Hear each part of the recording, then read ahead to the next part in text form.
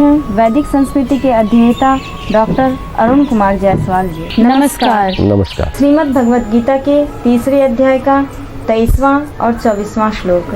यदि ह्ययं न वर्तेयं जातु कर्मण्यतन्द्रितः मम वर्तमानो वर्तन्ते मनुष्याः पार्थ सर्वशः उत्सीदेयुरिमे लोका न कुर्यां कर्म चेदहं संकरस्य च कर्ता त्यामुपहन्यामि महाप्रजः। क्योंकि हे पार्थ, यदि कदाचित मैं सावधान होकर कर्मों में न बरतूं तो बड़ी हानि हो जाए, क्योंकि मनुष्य सब प्रकार से मेरे ही मार्ग का अनुसरण करते हैं। इसलिए यदि मैं कर्म ना करूं तो ये सब मनुष्य नष्ट भ्रष्ट हो जाएं और मैं संकर्ता का करने वाला हूँ तथा इस समस्त प्रजा को नष्ट करने वाला बनूं। आज पर्यावरण के असंतुलन का क्या कारण है? कर्म योग के आदर्श कौन है? मनुष्य को उनसे क्या शिक्षा लेनी चाहिए?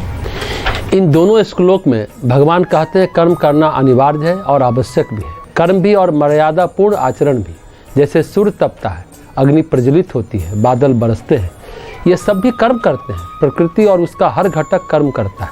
सृष्टि की व्यवस्था में हर व्यक्ति अपना नियत कर्म करता है। नियत कर्म क्या है? जो भगवत विधान ने आपको दिया है वही नियत कर्म है। फिल्म में जो रोल मिलता है आपको, जो भूमिका होती है, वही नियत रोल है। डायरेक्टर आपसे फिल्म में वही आशा रखता है, आप वही करेंगे जो रोल आपके लिए नियत है। उसको करने में कितनी खूबसूरती से करेंगे ये अलग बात है। अगर आप ये कहेंगे कि जो मिला है वो नहीं किसी दूसरे या करेंगे तो वह संभव नहीं है। आपको करना वही पड़ेगा जो डायरेक्टर कहता है। तो भगवान कहते हैं यदि मैं ऐसा कर्म न करूं तो मेरा नुकसान नहीं होगा, लेकिन लोगों का नुकसान हो जाएगा। जो लोग हमें अपना आदर्श मानते हैं, मेरे अनुसार बर्ताव करना चाहते हैं और जो करते हैं वे सब भटक जाएंगे। वे भी यही कहेंगे अरे ये भी तो ऐसा ही कर रहे थे। तो भगवान अगले श्लोक में कहते हैं इसलिए यदि मैं कर्म न करूं तो ये सब मनुष्य नष्ट भ्रष्ट हो जाएंगे। मैं संकर्ता का करने वाला हूँ तथा इस समस्त प्रजा को नष्ट करने वाला बन जाऊंगा। ऐसा देखने में लगता है कि व्यक्ति अपनी अपनी स्वतंत्रता में जी रहा है, जिसको हम स्वतंत्रता कहते हैं। यथार्थ में पूरी स्वतंत्रता नहीं है। हम सभी प्रारब्ध के वश में हैं, प्रवृत्तियों के वश में हैं। जैसे बकरी को लंबी रस्सी में बांधकर चरने के लिए छोड़ देते हैं। बकरी सोचती है वह स्वतंत्र होकर घास खा रही है, पर यथार्थ में बकरी स्वतंत्र नहीं है। उतने ही दायरे में घूम सकती है, उतने ही दायरे में चर सकती है जितने दायरे में उसकी रस्सी की सीमा है। भगवान कहते हैं सब अपने अपने ऑर्बिट में, अपनी अपनी कक्षा में घूम रहे हैं।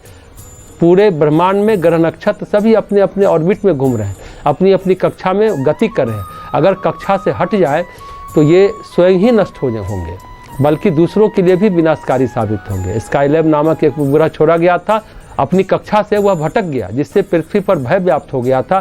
किस शहर पर गिरेगा, क्या करेगा, कहाँ नष्ट करेगा, सभी परेशान थे, क्योंकि कक्षा में सभी नियत कर्म से बंधे हैं। चींटी से लेकर हाथी तक सभी का अपना अपना संसार है, अपने अपने दायरे हैं, अपने अपने कर्तव्य हैं।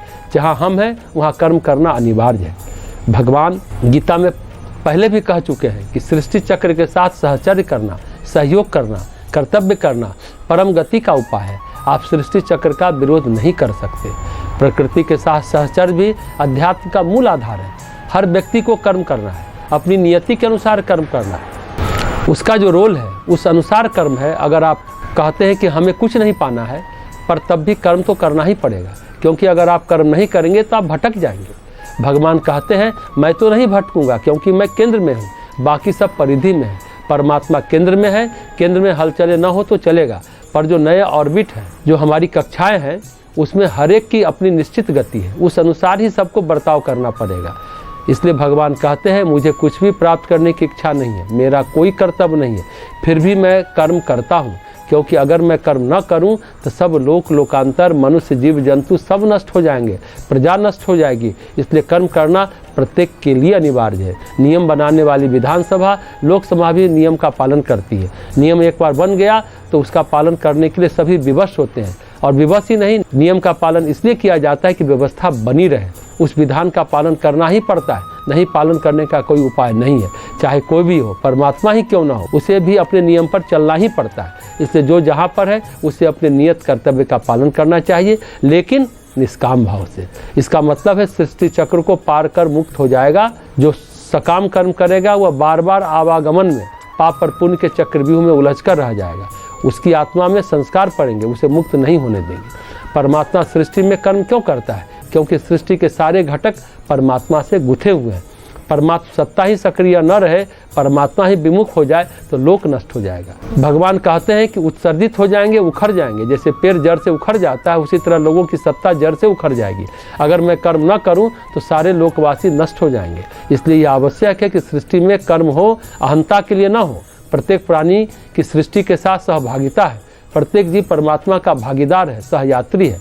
परमात्मा के साथ, प्रकृति के साथ सहचर्य है। यह करते करते मनुष्य श्रेष्ठ कर्म करता है और मुक्त हो जाता है। जब हम इस सहचर्य से इनकार करते हैं, प्रकृति के सहचर्य से और परमात्मा के सहचर्य से इनकार करते हैं, तो मुश्किलें खड़ी हो जाती हैं। देवों और असुरों में यही तो एक भेद है। ऐसा नहीं कि विलासी आलसी देवता नहीं होते, पर देवता अपनी मर्यादा नहीं छोड़ते हैं और प्रकृति के परमेश्वर के साथ सहचर्य से इनकार नहीं करते, इसलिए सृष्टि कार्य में कभी बाधा नहीं डालते। लेकिन जो असुर हैं वो अपनी खिचड़ी अलग पकाते हैं, वो भी तपस्या करते हैं, सब काम करते हैं, लेकिन प्रकृति और परमेश्वर के साथ, सृष्टि कार्य के साथ सहचर्य से इनकार करते हैं। इसलिए भगवान असुरों का संहार करते हैं, देवों का नहीं। बड़े मजे की बात है। असुर भी तपस्या करते हैं, जप करते हैं, जबकि देवता तो विलासता में भी मगन रहते हैं, अवांछनीय आचरण करते हैं, चाहे इंद्र करे, सूर्य करे, कोई भी हो।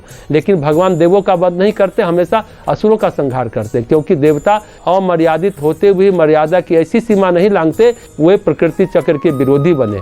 वे हमेशा सृष्टि में सहकारिता में, सहचर्य में, संगतिकरण में सहयात्री बनते हैं। तो भगवान कहते हैं आप देवों की वृद्धि करेंगे तो देवता आपकी भी अभिवृद्धि करेंगे। लेकिन असुर ऐसा नहीं करते, वे केवल शोषण करते हैं, पोषण नहीं करते। लेने में विश्वास करते हैं, देने में नहीं। अगर कुछ नहीं है तो ब्राह्मणों का रक्त ले लिया रावण ने।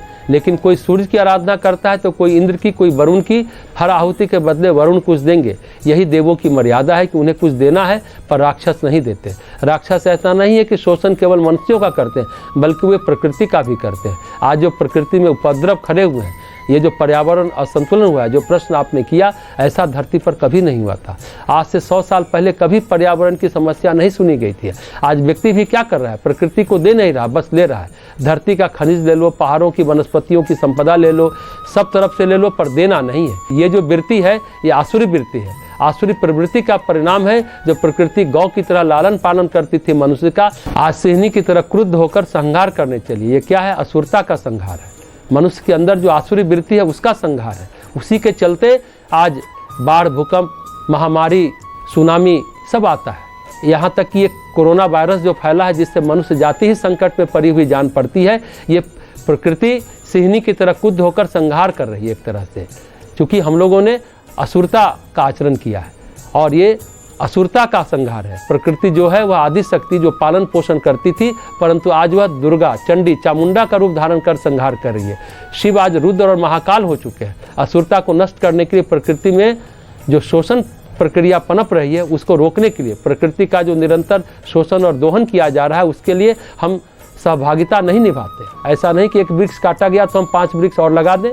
लगाने में एक नहीं है। तो भगवान कहते हैं यदि मैं स्वयं कर्म न करूं, यदि मर्यादा न बनाऊं, सबको नियंत्रण में न रखूं, तो ये लोक नष्ट हो जाएगा। परमात्मा का कर्म अदृश्य है। परमात्मा है एक विधि व्यवस्था, नियंता का विधान। जैसे हर ग्रह, हर नक्षत्र अपनी कक्षा में घूमता है, सूर्य अपनी कक्षा नहीं बदल सकता, पृथ्वी, शनि, राहु, केतु कोई अपनी कक्षा नहीं बदल सकते, अपनी मर्यादा में रहते हैं।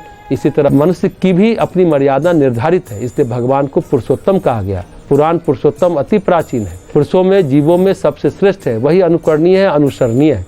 हमें अगर कोई आदर्श अनुकरण करना है तो भगवान का अनुसरण करना है। भगवान जिस विधि से करते हैं, हमें भी उसी विधि से करना है। भगवान का सृष्टि चक्र चल रहा है, इसके लिए निरंतर कर्म की आवश्यकता है।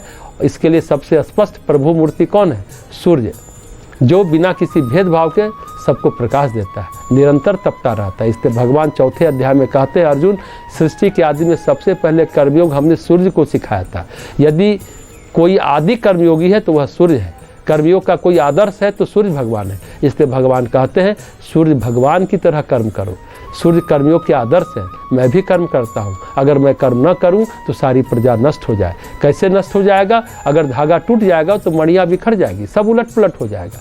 जिस तरह सूत्र में, धागे में मणियाँ पिरोई है, उसी तरह सृष्टि में जितने भी घटक हैं सब पिरोए हुए हैं। मैं सबको संभाल कर रखता हूँ। इसलिए कर्म की अनिवार्यता, निष्कामता और निरंतरता अनिवार्य है। इसी से मोक्ष मिलता है, सिद्धि मिलती है, सब कुछ मिलता है।